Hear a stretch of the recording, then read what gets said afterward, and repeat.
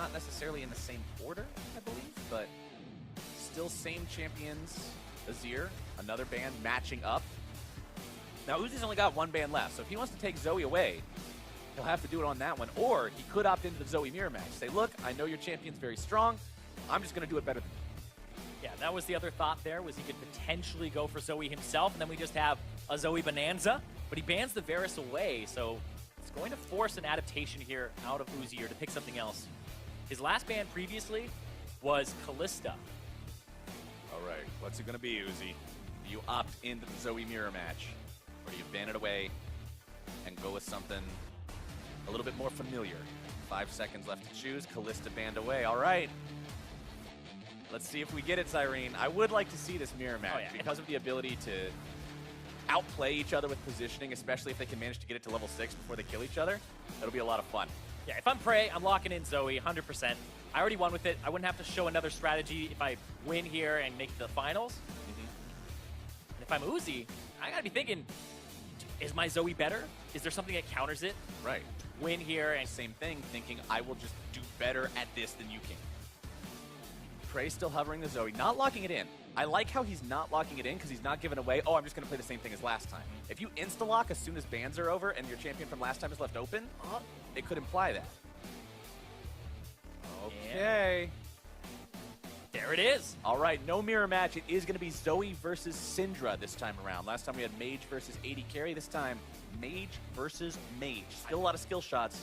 Still a lot of outplay potential. I really wonder what the thought process is here for Uzi, not banning away the Zoe, and I think he can deal with it. A lot of pride there, and we'll see if he can make it go to a game 3, or if Prey is on his way to the finals. Summoner spells still the same, at least right now, between these two. Exhaust and Barrier for both. But you gotta remember, you gotta remember if you're Uzi, what happened last time. Using Summoner spells in these trades. Normally, it's 1 versus 1. You know there's never any worry about a jungler or something else coming after you. So when the other guy clearly is all-inning you, you can say, okay, this is the opportunity to use my Summoner spells. It makes sense here. I will get value from using this ability. But against Zoe, you've got to be so careful because you're like, is he going to get more value from this than I am by being able to continue this pressure, continue this advance?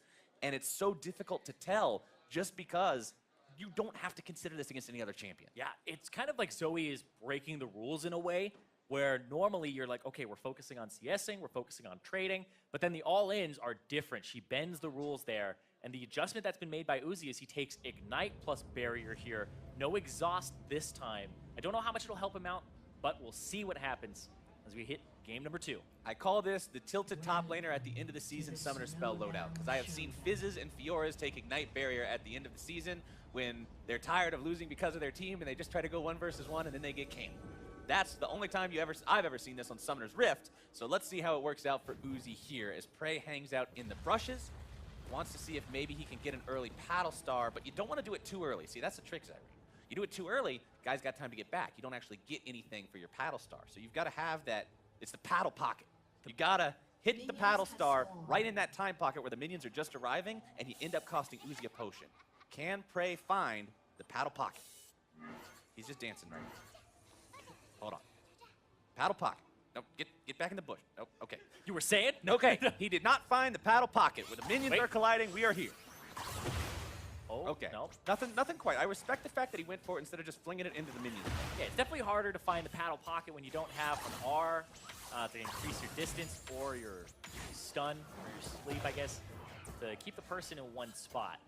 So we got Airy on both these guys again. Worth pointing out, you guys can obviously see that on your screen, but just to make sure there's no confusion here, these guys will have extra damage on anything they happen to land on each other. Uzi and Prey both around the same amount of HP right now. Prey level 2 first, though. Managing to land that one. Prey with level 2 means the Sleepy Trouble Bubble is online. Oh, he's trying to all in already. Trouble Bubble misses. Prey still looking to find the Paddle Star. Going to be ignited. He's looking to make this one happen. Prey getting away, but Uzi with the damage. The first blood.